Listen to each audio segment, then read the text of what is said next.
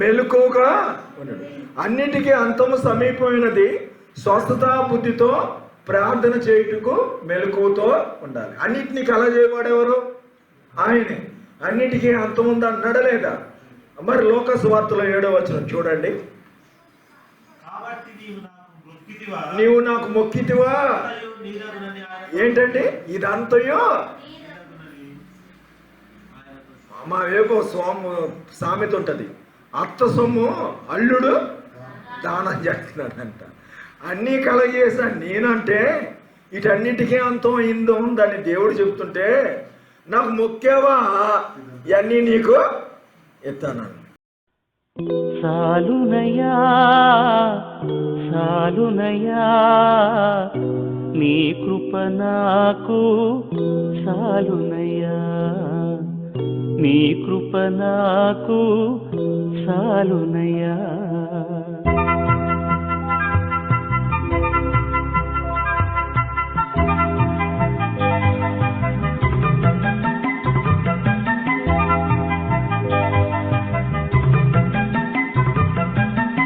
సాలునయా సాలునయా నీ కృప నాకు సాలునయా, సాలునయా సాలునయా నీ కృప నాకు సాలునయా. ప్రేమామయుడివై ప్రేమించావు, కరుణామయుడివై కరుణించావు. ప్రేమామయుడివై ప్రేమించావు, కరుణామయుడివై కరుణించావు.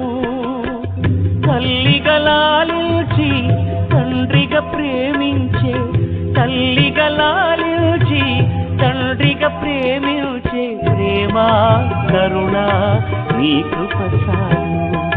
ప్రేమ కరుణ నీ కృప చాలు. సాలునయా సాలునయా నీ కృప నాకు సాలునయా, నీ కృప నాకు సాలునయా.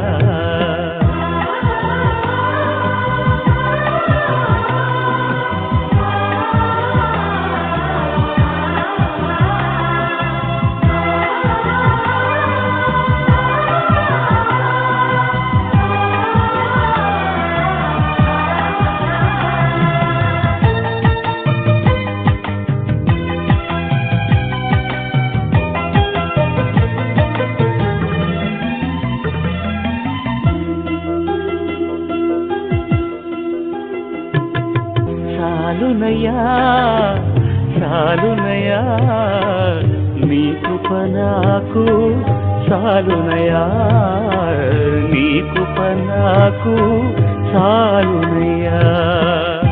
మొదటి వచనాలు ఏ బలము చేత, క్రీస్తు చేసినందు కృప చేత నువ్వు బలవంతుడువు కమ్ము. 1 పేతురు 3:4 చదవండి.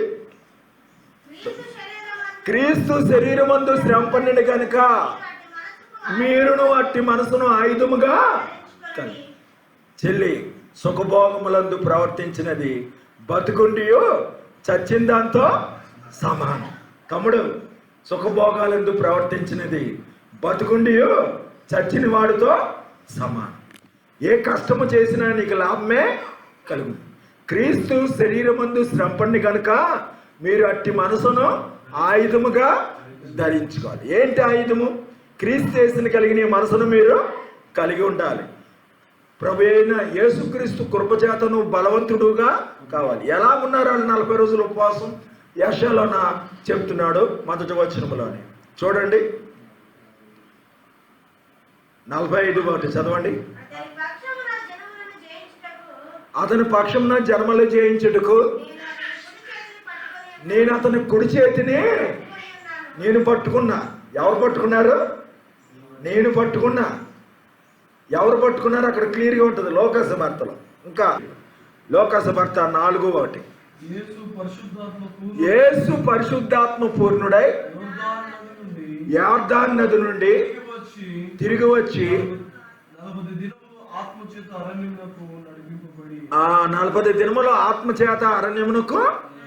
ఆత్మచేత అరణ్యానికి వెళ్ళాడట. నేను పట్టుకున్నాను అన్నాడా లేదా? అన్నాడా లేదా? అక్కడేమన్నాడు? ఆయుధంగా కలిగి ఉండాలంట. అవునా? మనం నీ మనసు తిన్నగా నిలబెట్టినయల్లా. నీకు పట్టుదల ఉండాలి. ఏముండాలమ్మా? సత్యం అనే గట్టి ఉండి పట్టుదల ఉండాలి. నువ్వు అనుకున్నంత మాత్రాన చేయలేవు. ఆ పట్టుదల నిలిచి ఉన్నప్పుడు, విన్నప్పుడు విశ్వాసం వస్తుంది. నిలిచి ఉన్నప్పుడు ఆత్మ వస్తుంది. నిలిచి ఉన్న వాళ్ళకి ఏమొస్తుందండి? ఆత్మ వస్తుంది. హల్లెలూయా. నువ్వు ఎంత నిలిచి ఉంటే అంత ఆత్మ వస్తుంది. పావు గంట, అరగంట కాదు. ఈ 2 గంటలు 3 గంటల ఆరాధనలు కాదు. వాగ్దానాలు ఇస్తాడు, అద్భుతమైన సహాయము చేస్తాడు, వెలుగు చూపెడతాడు, అక్షరాలు చూపెడతాడు, స్వరం వింటారు. ఈ పట్టు, ఈ మనసు లేకపోతే మనం సంపాదించు. 2వ వచనం లోకాసువార్తలో త్వరగా అండి, త్వరగా.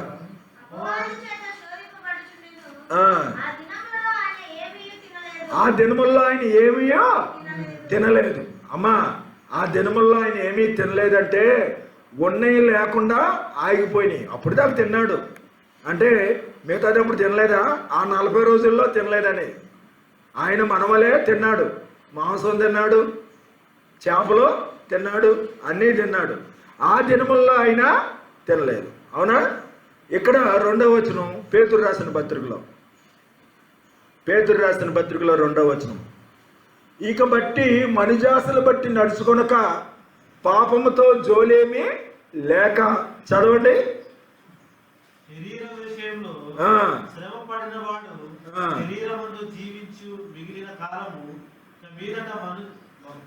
మన ఆశలు బట్టి నడుచుకోవద్దు. ఇంకా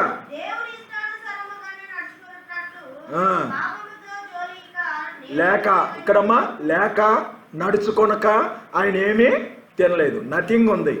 అలాగే ఇప్పుడు దాకున్న తలుపులు చేస్తాడంట. నువ్వు అలా ఉంటే తట్టుడి నీకు తీయబడును, వెతుకుడి నీకు దొరుకును. అడుగుతారు కానీ ఏమండి వెతకరు. అడగడంతో పాటు వెతకాలండి. ప్రార్థన చేసావు, బాగుంది. ఉద్యోగం అన్నావు. ఉద్యోగం కోసం మరి వెళ్ళాలా లేదా? ఎవరో తీసుకొచ్చి చెప్తారండి. దేవుడు తోడుంటే అండి వాళ్ళకి ఎవరో చెప్పారండి, కాళ్ళ దగ్గరకు వస్తుందండి. ఎప్పుడు అలాగ అనుకోక. Super natural power. దేవుడు ఎప్పుడు సూపర్ న్యాచురల్ పవర్ అంటే న్యాచురల్గానే ఉంటుంది. 5 రొట్టెలు 2 చేపలు ఎందుకు ఇచ్చాడు?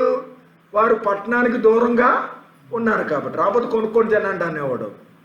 మళ్ళీ ఇంకెందుకు ఇచ్చాడు? 3 రోజులు ఉపవాసంతో ఉన్నారు. ఎలా పడితే అలా ఇచ్చేసాడా? క్రమంగా కూర్చోవాలి. అర్థమైందా? ఎక్కడి నుంచి వచ్చింది? ఆళ్ళిచ్చిందే. ఎక్కడి నుంచి వచ్చిందమ్మా? ఆళ్ళిచ్చింది. మీ దగ్గర ఉన్నది ఏదో ఇవ్వమని అడిగాడే లేదా? ఆయన మనసు చూడండి. మీ దగ్గర ఉన్నది ఉపయోగించాలి. అర్థమవుతుందండి? మీ దగ్గర ఉన్నదే ఉపయోగించాలి. ఆయన చేతిలో పెడితే అది ఆశీర్వదిస్తాడు. క్రమంగా ఉండాలి. 50 మంది క్రమంగా కూర్చున్నారు. మరి మిగిలిన మొక్కలు కూడా దాచారా లేదా? పొదుపు ఉండాలి. అనవసరంగా ఆయన వృధా ఏది చేయడు. అక్కడ అవసరం అది. ఊరికి దూరంగా ఉన్నారు 3 రోజులు. అంటే ఎవరికి పడితే వాళ్ళు రొట్టెలు ఇచ్చేటప్పుడు 3 రోజులు ఉపవాసంతో ఉన్నారు. అక్కడ అసాధ్యము, దూరంగా ఉంది ఊరు. అది కూడా వాళ్ళ దగ్గర సహాయం తీసుకునే చేశాడు. అర్థమైందండి? తినేయండి చిన్నపిల్లలు మీరు, నేను ఇస్తాను గాలిలోంచి అన్నాడా? దేవుడు ఎలా చేస్తాడో నీకు మేలు అర్థమవుతుందమ్మా? నీకున్న చిన్ని వ్యాపారాన్ని అభివృద్ధి పరుస్తాడు. మొదట ధోనిలో చోటు ఇవ్వాలి. లోతుగా నడిపి వల వేయాలి. నువ్వు రాత్రంతా ప్రయాసపడినావు ఒక చేపైనా. ఈ అనుభజ్ఞానాన్ని అంతా చెప్పాడు. ఎదురు సమాధానం అంటాడు, అయినా నీ మాట చొప్పున వల వేస్తాను. కాబట్టి మన జ్ఞానం వద్దు. నీ సుబుద్ధిని ఆధారం నా సర్వీస్ అంత లేదయ్యా అని అనొద్దు. దేవుడు అసాధ్యమైనది సాధ్యము చేస్తాడు. దేవుని స్తోత్రం. ఈ రకంగా నడుచుకొనక లేక ఎత్తడి తలుపులు పాల్గొడతాను, ఇనప తలుపులు నిన్ను మెట్టతలాన్ని సరళము. ఎత్తడి తలుపులు తెరవడం అంటే నీకున్న వివాదాలు, నీకు అప్పుడు దాకా ఎవరు బిగించుకున్నాడు కూడా మళ్ళీ స్నేహం చేయడానికి తలుపులో తెస్తాడు. వివాదం అని ఎక్కడ ఉంది? సామెతల్లో ఉంది. అది 3 చదవండి. అపవాది నువ్వు దేవుని కుమారుడు అయితే రొట్టె అగునట్లు మకమకలు ఆడుతున్నాడు. ఇప్పుడు ఊరెత్తున్నాడు. నువ్వు దేవుడు కుమారుడు అయితే ఈ రాళ్ళు రొట్టెలుగా చేసుకొని తినేసే. ఎప్పుడైనా గమనించారేమో, రొట్టెలాగే ఉంటాయి కొన్ని రాళ్ళు. అర్థమైందండి? ఈ రాళ్ళు రొట్టెలుగా చేసుకొని తినేసి.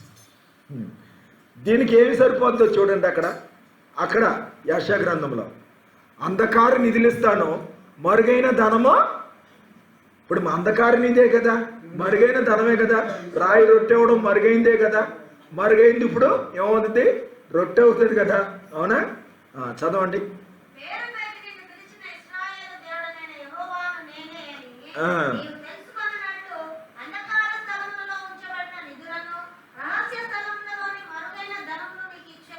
ఇస్తానంటే ఇష్టమైనా లేదా?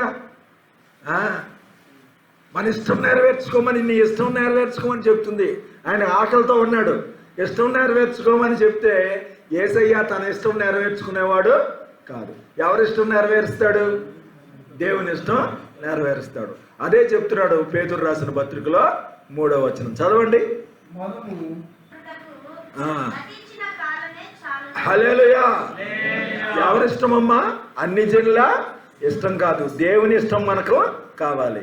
నిజంగా నిధులు అన్ని ఇస్తానంటే ఎవరికి ఇష్టం ఉండదు? అర్థమైందండి? ఇష్టమైన వనరులు మరుగైన నీదే కదా, మరుగైన సంపాదించుకోవడమే కదా. దేవుని స్తోత్రం. ఇక్కడ విందులను కూడా ఇచ్చాడు. ఇక్కడ ఇష్టమైన వనరులు ఉన్నా దేవుడి చిత్తం చూసుకోవాలి. మనకి ఎన్ని వనరులు ఉన్నా తర్వాత తెప్పలో పడతాం. మనుషులు రొట్టె వల్ల మాత్రమే జీవించడం అన్నాడా లేదా? చూడండి 4వ వచనం.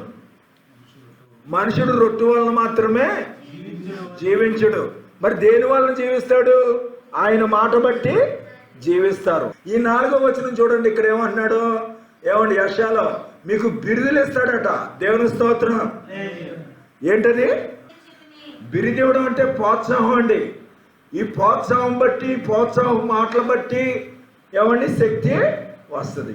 అయితే ఇక్కడ వ్యతిరేకం ఉంది. 1 పేతురులోనే 4:4 చూడండి. అపరితమైన దుర్వ్యాపారంలో వారితో కూడా పరిగెత్తనందుకు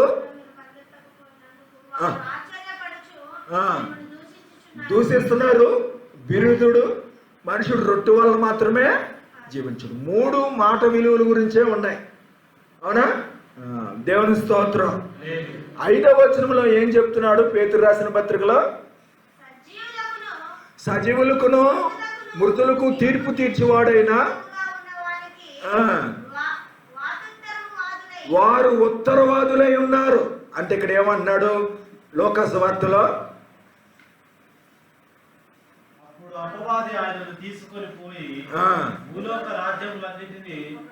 ఇక్కడ అపవాది అన్నాడా లేదా? అక్కడ ఏమన్నాడు? ఉత్తరవాది అన్నాడా లేదా? ఇక్కడ ఏమన్నాడు? అపవాది, అక్కడ ఉత్తరవాది. చిన్ని లింక్ ఏముంటుంది కానీ కొన్ని అయితే పూర్తిగా ఉంటాయండి. బోధించే వాళ్ళు ఎలాగైనా కలుపుతారు. లింకు కొద్దిగానే మీకు చూపెడుతున్నా. దేవుని స్తోత్రం. ఇక్కడ ఉత్తరవాది, అక్కడ అపవాది. ఇక్కడ చెప్తున్నాడు చూడండి. అంటే బాధ్యులు ఎవరు అనేది. దేవుడు చెప్పిన తర్వాత ఇంకా పాపం చేస్తే బాధ్యత ఎవరిది? నీకు నువ్వే ఉత్తరవాది. ఇక్కడ అపవాది చెప్తున్నాడు నేనే బాధ్యుడిని అన్నట్టు. ఏమన్నాడు? భూలోకంలో ఉన్న సకల మహిమ ఏం చేశాడు? ఒక్క క్షణంలో చూపించాడట. ఇక్కడ ఉత్తరవాది ఏమండి? ఉత్తరవాది అపవాది అంటే అక్కడ ఏమన్నాడు చూడండి. 2-3 లైన్లో ఉంది యెషయాలో. మరి ఒకరు లేరండి బాధ్యతలు. హల్లెలూయా. ముదిము వచ్చే వరకు ఎత్తుకున్నవాడును నేనే చేసి ఉన్నాను. జగత్ పునాది వేయబడక ముందే నీ పేరు తెలుసు. ప్రేమించిన వాడు. మనం ప్రేమించామని కాదు కానీ తానే మొదట ఆయన ప్రేమించాడు. అర్థమైందండి? కాబట్టి ఈ బాధ్యత గలవాడు నీకు సువార్త చెప్తుండగా నువ్వు వినలేదనుకో, నీ ప్రాణానికి నీవే ఉత్తరవాది. అర్థమవుతుందా? చెప్పవలసిన బాధ్యత మేము చెప్పలేదనుకో, మేము ఉత్తరవాదులు అంట. అర్థమవుతుందా? ఎవరినంటారు ఉత్తరవాది అని? ఆయన అడుగుతాడంట దేవుడు. ఎందుకు చెప్పలేదయ్యా అని అడుగుతాడా లేదా?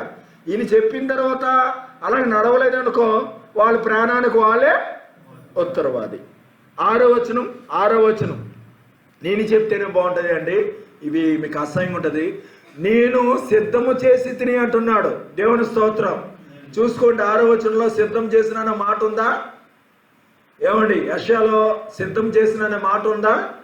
తూర్పు దిక్కు నుండి వడమటి దిక్కు వరకు నేను తప్ప ఏ దేవుడును లేడని జనులు తెలుసుకున్నట్లు నీవు నన్ను ఎరగకూడనప్పటికీ నిన్ను సిద్ధపరిచాడంట. దేవుని స్తోత్రం. పేతురు రాస్తున్న పత్రికలో వారికి కూడా వడ్డన జరుగుతుంది. ఇక్కడ సిద్ధపరిచాడు నీ కోసం. కంటికి కనబడదు, చెవికి వినబడదు. దాచి ఉంచిన మేలు అమ్మా, అడుగుము నీకు ఇవ్వబడును, తట్టుడే నీకు తీయబడును. దాచి ఉంచిన మేలుంది, నువ్వు అడగాలి. అది సిద్ధపరిచాడట. వారికి కూడా, అన్ని జనులకు కూడా తెలియజేశాడట. ఇక్కడేమంటున్నాడు? ఆ వడ్డన అనేది 6వ వచనం లోకాసు వార్తలో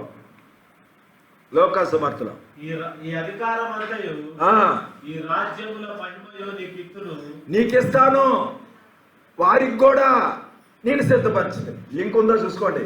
నీకు ఇస్తాను, వారికి కూడా నేను సిద్ధపరిచింది. ఇక్కడ వడ్డన కనబడుతుంది. దేవుని స్తోత్రం. 7లో మనం చూసేసాం. మొదటే 8 చూడండి. నీతి రక్షణ. నీతి చిగురిస్తుందట, రక్షణ కలుగునట్లు అనేది ఉంటే మనకు ఎలాగ రక్షణ కలుగుద్ది, ఎలాగ నీతి అవుద్ది అంటే మనం ప్రాణం పెట్ట బద్దులమై ఉన్నాం. ప్రేమ అనేక దోషములను, చదవండి, కప్పును మనం మిక్కిలి ప్రేమ కలిగి ఉండి ఒకరు పాపాలు ఒకరు క్షమించాలి. క్షమించుడి, అప్పుడు మీ పాపములు క్షమించబడతాయి. మా ఎల్ల అపరాధం చేసిన వారిని మీకు క్షమించిన ప్రకారం మా అపరాధములను క్షమించము. అది మనం క్షమించవలసింది నీతి. మనం నీతి కోల్పోకూడదు, అప్పుడే మనకు రక్షణ ఉంటుంది. ఇక్కడ కూడా యేసయ్య తన నీతిని కాపాడుకున్నాడు. 8వ వచనం చూడండి. నీతి. నీ దేవుడైన యెహోవాకు మొక్కి, 8వ వచనం లోకాసు వార్తలో, ఆయన్ను మాత్రమే సేవించమన్నా. మరి నా సాతాను మొక్కొచ్చుగా, అన్నీ ఇస్తారన్నాడు కదా. దేవునికే మొక్కాలని ఆయన నీతి చూపించుకున్నాడు. మనం ఇతరులను క్షమించి నీతి చూపించుకోవాలి. అలాగా చెట్లు చేమలు కూడా నీతిగా ఉండి ఫలిస్తున్నాయట. హల్లెలూయా. ఆకాశం ఆయన మాట ఉంటుంది, సముద్రం ఆయన మాట ఉంటుంది, భూమి ఆయన మాట ఉంటుంది, చెట్లు చేమలు మృగాలు అన్నీ ఆయన మాట ఉంటున్నాయి, నీతి కలిగి ఉంటున్నాయట. కానీ మనిషి నీతిమంతుడు ఒక్కడు కూడా లేదు. అది మనం నీతిగా ఉండాలంటే ఇతరులనే క్షమించాలి. అర్థమైందా? మీరు క్షమించబడతారు, ఎందుకంటే మీకోసం ప్రాణం పెట్టబడింది. మీరు క్షమించకపోతే ఇతరులని, మీకు క్షమాపణ లేదు. ఇప్పుడు 9వ వచనం అంటున్నాడు పేతురు రాసిన పత్రికలో, త్వరగా సనగకుండా ఒకరికొకడు ఆతిథ్యం ఇవ్వడం అయితే ఏంటన్నాడండి? చాలా మంది కష్టపడతారు, పని చేస్తారు, కానీ కొంతమంది సనుగుతారు. ఇంట్లో పక్షవాతం ఉన్నోళ్ళు, జబ్బులు ఉన్నోళ్ళు ఉంటారు, దీర్ఘకాలం. అలాగే చేయాలంటే చాలా విసుకొచ్చేది. చేస్తారు కానీ సనుక్కుంటారు, కొంతమంది కొట్టేస్తారు కూడా. అవునా కాదండి? దయచేసి ఓపిక పట్టండి. నేను చాలా విలువైన అంశాలు త్వరగా ముగించేస్తాను, అందుగురించి మీ చేత చదివించను. సనక్కుండా ఒకరినొకరు ఆతిథ్యం ఇవ్వడి అంటే, నీవు దేవుని కుమారుడు అయితే పైనుండి దూకు. దేవుని కుమారుడు అయితే ఏంటి? నువ్వు ఆ బిడ్డకు తల్లివైతే, నువ్వు పాస్టర్ గారు అయితే, అర్థమవుతుందండి? నీకు డిగ్రీ అయితే అర్థమవుతుందా? అదేంటి? అనుమానించడం, సనుగుడు. అర్థమైందా? దీన్ని ఏమన్నాడంటే అక్కడ 9వ వచనంలో ఏమన్నాడు? యెషయాలో అక్కడ కూడా సనుగుడే. మట్టి కుండ పెంకుల్లో పెంకయ్యుండి సృజించిన వానితో వాదించు వానికి శ్రమ. సనుగుడు లెక్కే వస్తుంది కదా, వాదించడం సనుగుడే కదా. దేవుని స్తోత్రం. అలా సనగకూడదమ్మా. అలా ఇతరులని అనుమానించొద్దు, దూషించొద్దు. 10వ వచనం ఏమంటున్నాడు? అందరికీ ఉపచారము చేయాలి. ఉపచారం చేయాలంటే ఇక్కడ ఏమన్నాడు? లోకాసు వార్తలో ఉపచారం చేసేవాళ్ళు చూడండి. కాపాడుటకు దేవదూతలు ఉన్నారంట. దేవుని స్తోత్రం. ఇక్కడ ఉపచారం తల్లి తండ్రి ఇచ్చారు, వాళ్ళని నవమాసాలు పోసి కని తండ్రి పెంచి పోషిస్తుంటే ఇంత ఉపచారం చేస్తే నువ్వు ఎందుకు కన్నావు అని అడుగుతారంట. 9 మాసాలు ఉపచారం నీకు చేస్తేనే కదా వాళ్ళు కన్నారు. ఉపచారం అనేది వాళ్ళు కనడం గురించి ఇచ్చాడు. సదుగుడు ఉన్నప్పుడు సుధించువానితో వాదించువానికి శ్రమ అన్నాడు. అర్థమవుతుందండి. 11వ వచనము సామర్థ్యత.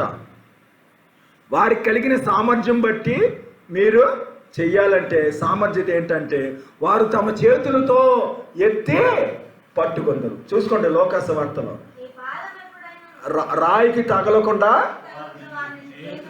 ఇప్పుడు బాల్ అవుతుంది అనుకోండి, క్రికెట్లో సామర్థ్యత ఉంటేనే అంటే క్యాచ్ చేసేది, ఎస్టిమేషన్ చేయాలి ఎటు వెళ్తుంది, స్లిప్ అవుతుందా ఎటు వెళ్తుందా అనేది. అదేంటి బుర్ర సామర్థ్యంతో ఆ స్పీడ్ని వేగాన్ని కనిపెట్టి స్ట్రోక్ ఇచ్చేవాళ్ళు స్ట్రోక్ ఇస్తారు, పట్టుకునేవాళ్ళు పట్టుకుంటారు. అది సామర్థ్యత.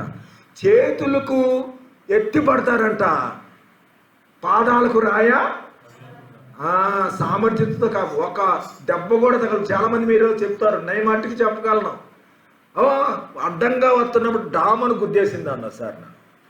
ఆ స్కూటర్ మీద పడిపోతే అప్పుడు చిన్నప్పుడు సైకిల్ ఎంత అంటే ఇంటర్మీడియట్స్ అవుతున్నా అలా తీసుకెళ్ళిపోయాడు చాలా దూరం స్కూటర్తో సహా. ఏమండి అర్థమవుతుందండి. ఎంత దెబ్బ కూడా కొన్నిసార్లు యాక్సిడెంట్ అవుతాయి, ఎంత కూడా దెబ్బ. సామర్థ్యత. ఇక్కడ 11వ వచనము రాగల వాటిని సామర్థ్యత. రాగల వాటిని నన్ను అడుగుతురా, నా హస్తకృత్యముల గురించి నాకే ఆజ్ఞాపింతురా అన్నాడు. ఇక్కడ హస్తం అంటే అక్కడ హస్తం వచ్చింది చూసుకోండి. సామర్థ్యత ఏదే రకంగా అయినా 11వ వచనం. ఇక్కడ కూడా యెషయాలో హస్తాలు చేతులతో ఎత్తి పట్టుకుంటారంటే ఇక్కడ హస్తాలు వచ్చినాయి చూసుకోండి. 12వ వచనము అగ్ని వంటి శోధనలు సంభవించినప్పుడు వింత సంభవించినట్లు మీరు ఆశ్చర్య పోకుడి అంటున్నాడు. ఏంటండి వింత సంభవించినట్టు ఆశ్చర్యపోకూడదంట. మరి ఏదో వింత అనుకోకూడదు. కొన్ని శ్రమలు మనకు వస్తాయి, కలవరం పడిపోతారు. ఎన్నో నిన్ను నమ్మినట్లు నేను ఎవరిని నమ్మలేదయ్యా అన్నట్టు కొన్ని నమ్మకాలు పెట్టుంటే గుండెలో పగిలిపోతాయండి. అవునా? కాబట్టి ఈ లోకంలో దేవుడి మీద నమ్మకం పెట్టుకొని ఆయన ఎంతైనా నమ్మదగినవాడు, కాబట్టి ఇక్కడ అంటాడు యెషయాలో నేనే ఆజ్ఞాపించాను అంటాడు. ఏమంటున్నాడు? ఆ శోధన కలిగినట్లు నేనే ఆజ్ఞాపించానంటాడు. లోకాసు వార్తలు కూడా ఏమంటున్నాడు? 12వ వచనము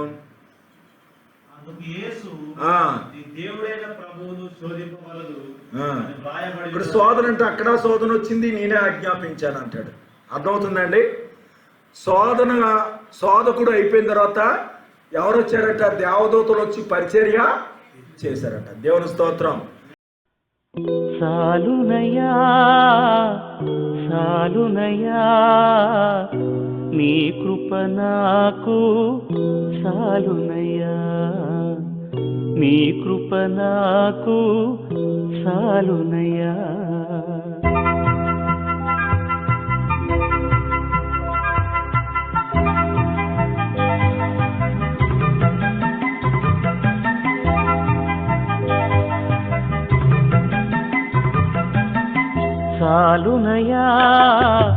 సాలునయా నీ కృప నాకు సాలునయా,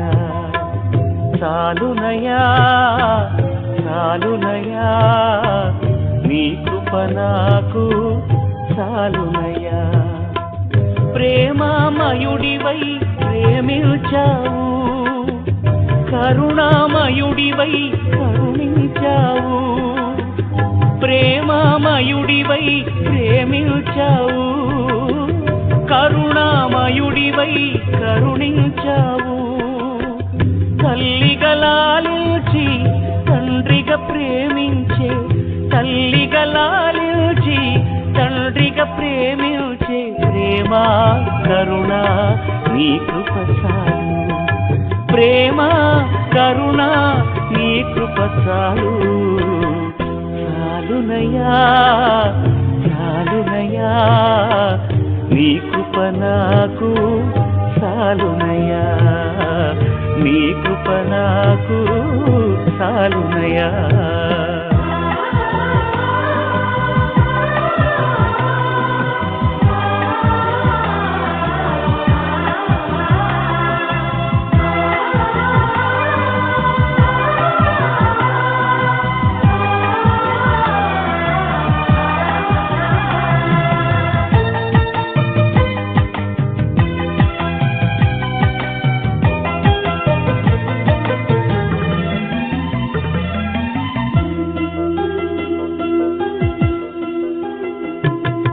జిగటగల ఊబిలో పడి ఉండగా నా అడుగులు స్థిరపరచి నిలిపితివయ్యా.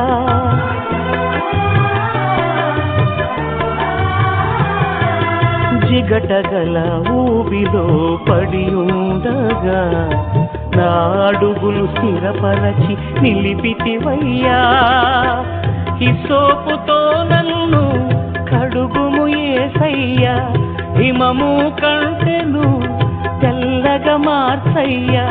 నీకేమి చెల్లిదు నా మంచి మెస్సయ్యా, నా జీవితమంతా అర్పించు నీకయ్యా. ప్రేమ కరుణ నీ కృప చాలు, ప్రేమ కరుణ నీ కృప చాలు.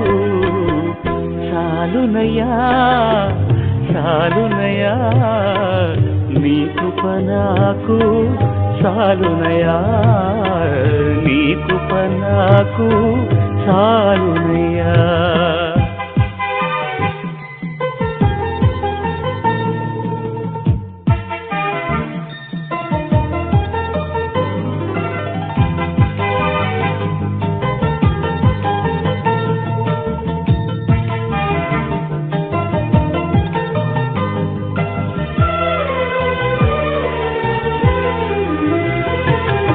బంధువులు స్నేహితులు త్రోసేసిన, తల్లిదండ్రులే నన్ను వెలివేసిన,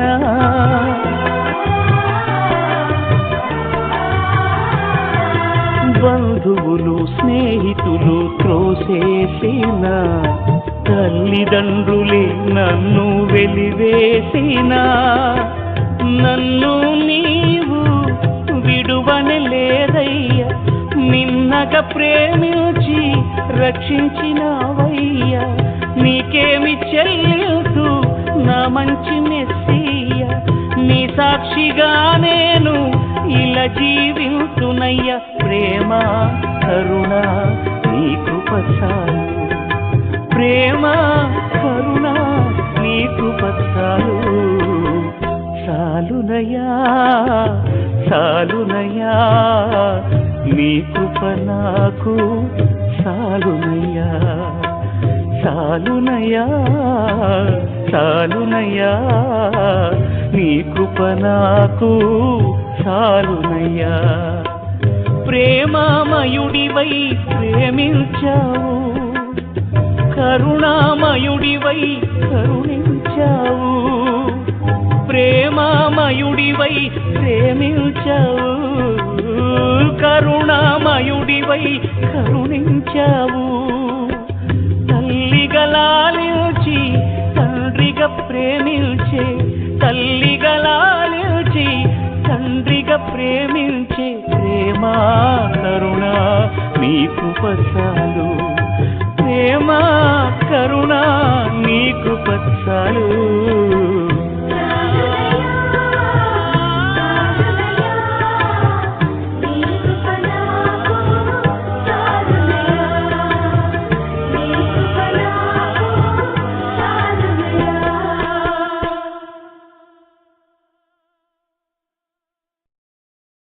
కలిగి ఉన్న వాటితో సంతృప్తి పడడం, లేమిలో కూడా దేవుణ్ణి స్తుతించడం నేర్చుకోగలిగితే ఈ లోకంలోనే పరలోకానందం అనుభవించగలం.